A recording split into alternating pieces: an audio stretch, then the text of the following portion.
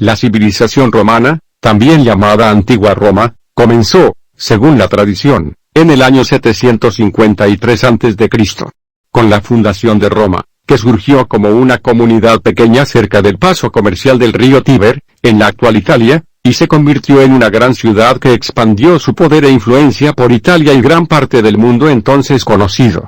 Roma llegó a ser una de las potencias imperiales más exitosas de la historia. El gobierno romano atravesó distintas etapas: monarquía, 753-509 a.C., república, 509-27 a.C., e imperio, 27 a.C. 476 después de Cristo.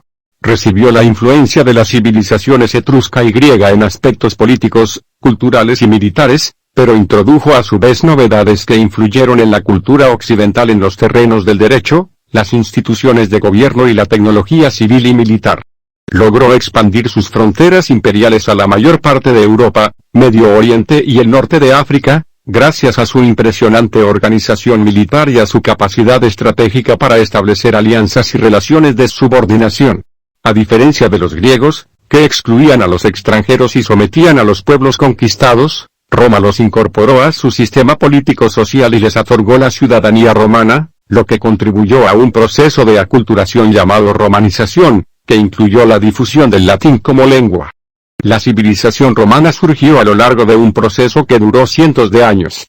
En el siglo 8 a.C., la región sobre la que se construyó Roma, en el Lacio, era un lugar favorable al tránsito, pues se ubicaba junto al río Tíber, que atravesaba buena parte de los territorios habitados de Italia y desembocaba en el mar Tirreno.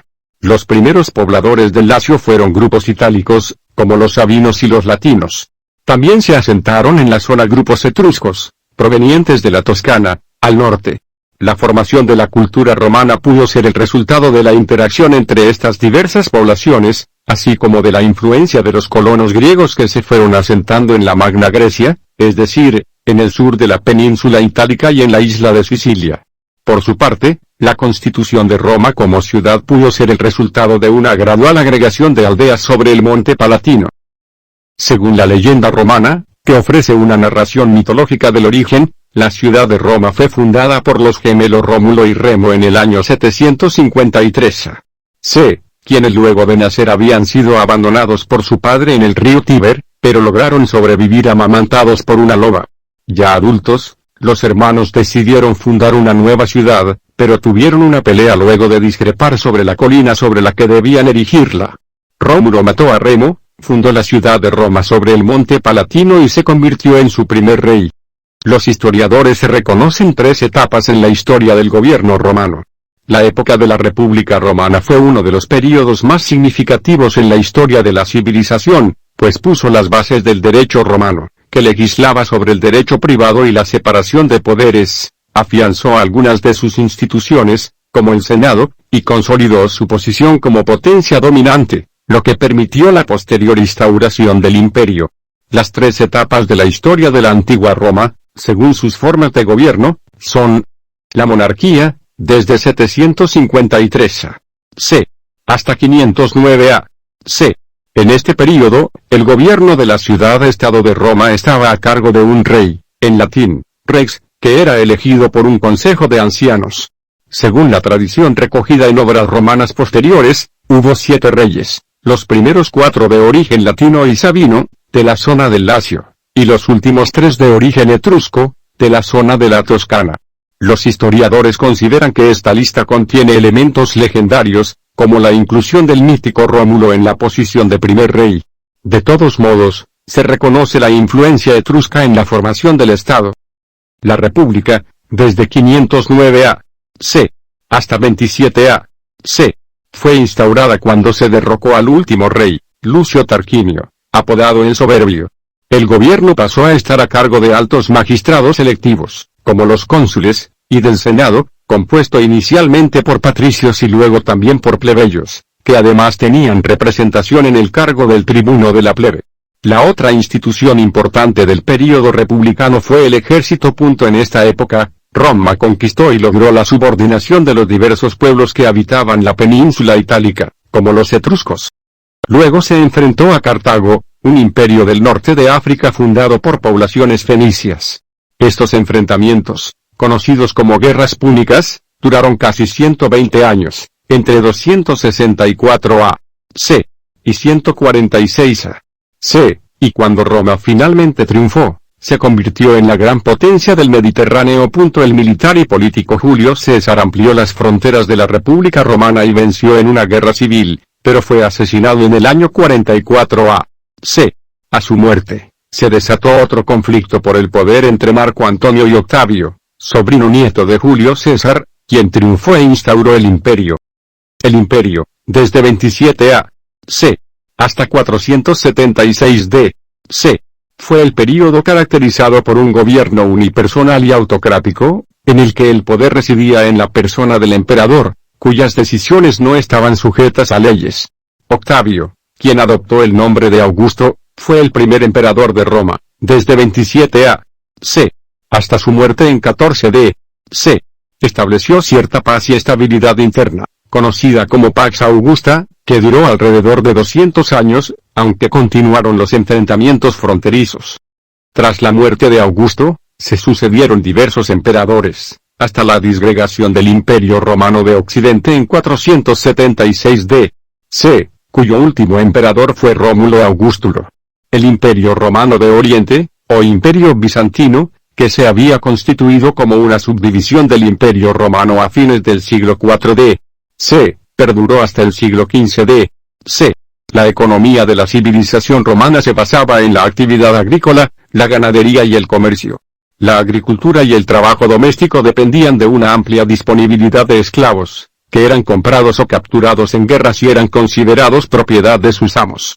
La expansión territorial garantizaba el acceso a productos provenientes de diversas partes del mundo conocido, pero el mantenimiento de los ejércitos y de la estructura administrativa imperial demandaba una gran cantidad de recursos alimenticios. Esto promovió que algunas regiones agrícolas que se convirtieron en provincias romanas, como Sicilia, Túnez o Egipto, debieran enviar regularmente grano a Roma, que a su vez lo distribuía a las regiones del imperio que lo necesitaban. El Estado romano recaudaba impuestos de los hombres libres en Roma y de las comunidades en las provincias, que eran administradas por gobernadores romanos. Los impuestos consistían en valuaciones que aplicaban sobre la tierra, el hogar, los esclavos, los animales, artículos personales y riqueza monetaria. Los agricultores podían pagar con las cosechas excedentes, en lugar de abonar un impuesto en metálico. El comercio de bienes se realizaba mediante el trueque, es decir, mediante el intercambio de unos bienes por otros, o a través de un sistema de monedas de latón, bronce, cobre, plata u oro, acuñadas bajo estrictas reglas de pesos, tamaños y valores. Las monedas romanas resultaron tan populares que se usaban en diversas regiones, incluso en la India.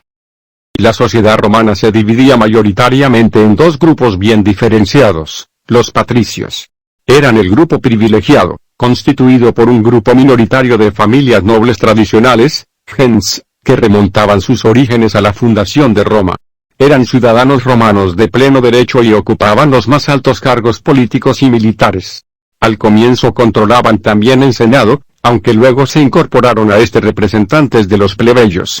Los plebeyos eran la mayor parte de la población, y podían ser pequeños propietarios de tierras, comerciantes, artesanos o campesinos.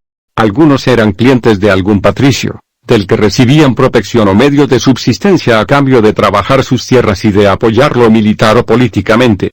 Los plebeyos eran ciudadanos libres pero nunca tuvieron el mismo nivel de decisión política que los patricios, a pesar de que algunas revueltas provocaron la creación del cargo del tribuno de la plebe y que los plebeyos pudieron incorporarse al Senado. Además, existían los esclavos, que eran generalmente cautivos de guerra y podían ser liberados si compraban su libertad o si sus amos se la concedían. De este modo, se convertían en ciudadanos romanos, aunque conservaban el estatus de libertos, es decir, esclavos liberados, que establecía límites a sus posibilidades de ascenso social. Con el tiempo, el cese de las conquistas, el temor a rebeliones de esclavos y la difusión del cristianismo parecen haber ocasionado la disminución del trabajo esclavo. Durante la época imperial, se amplió la concesión de la ciudadanía romana, y los derechos asociados a ella, en las provincias, como parte del proceso de romanización de las regiones conquistadas y de consolidación de la dominación imperial, lo que garantizaba que hubiera menos resistencias o rebeliones contra la autoridad romana. El arte romano estuvo muy influido por el arte griego. Sin embargo, alcanzó a tener unas características propias. La arquitectura romana de las épocas de la República y el Imperio resultó uno de los aportes más significativos de la civilización romana a las culturas que la sucedieron. En los años de la antigua civilización romana se construyeron más edificios civiles que religiosos, caracterizados por su solidez, practicidad y monumentalidad. Se destacaron las obras de ingeniería como acueductos, puentes, termas y calzadas, así como estructuras con diversas funciones como anfiteatros, circos, arcos, basílicas, templos, foros y columnas conmemorativas. El Coliseo, construido durante el Imperio Romano, se inauguró en el año 80 b.C., fue una de las construcciones más majestuosas de la antigüedad. Los acueductos romanos fueron especialmente importantes, porque permitieron abastecer de agua a las zonas urbanas. Las calzadas también fueron importantes, porque facilitaban el transporte y las comunicaciones. El uso de una especie de hormigón, junto con otros materiales, daba solidez a sus construcciones, lo que explica que algunos edificios se conserven en la actualidad, como el Coliseo. Los arcos romanos, que se empleaban en la construcción de puentes y grandes edificios, resultaron un avance importante en las técnicas arquitectónicas, debido a que permitían distribuir de manera uniforme el peso del resto de la estructura. La religión romana era politeísta y desempeñaba un rol muy importante en la vida cotidiana de los romanos. Adoraban a divinidades que eran protectoras de los hogares, a las que llamaban lares, y a los antepasados, cuyo culto doméstico estaba a cargo del padre de familia. También existía un culto público, que celebraban sacerdotes en templos, santuarios y ceremonias públicas, y a cuya cabeza estaba el sumo pontífice, cargo que durante los años del imperio desempeñaron los emperadores. Se construyó una gran cantidad de templos en Roma y en sus provincias, para adorar a sus dioses y, en la época del imperio, también a sus emperadores, a quienes se atribuyó un carácter sagrado.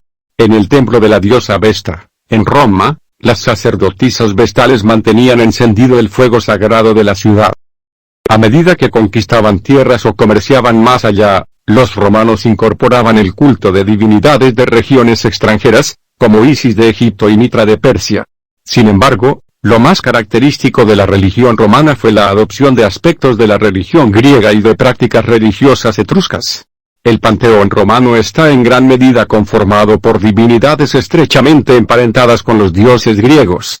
El dios más importante era Júpiter, padre de los dioses y de los hombres que, junto a su esposa, la diosa Juno, gobernaba al resto de las deidades, entre ellas Marte, dios de la guerra; Mercurio, mensajero de los dioses y dios del comercio; Neptuno, dios del mar; Diana, diosa de la casa; Vesta, diosa del hogar; Minerva, diosa de la curación, la sabiduría y la estrategia militar; Venus, diosa del amor y la belleza; Baco, dios del vino, la fertilidad y la diversión; Vulcano, dios del fuego. Con la difusión del cristianismo, la libertad de culto establecida por el emperador Constantino I, que gobernó entre 306 y 312, luego de años de persecución a los cristianos, y la posterior adopción del cristianismo como religión oficial del imperio por orden del emperador Teodosio I, en el año 380, el culto público a los antiguos dioses en los territorios del imperio romano fue prohibido.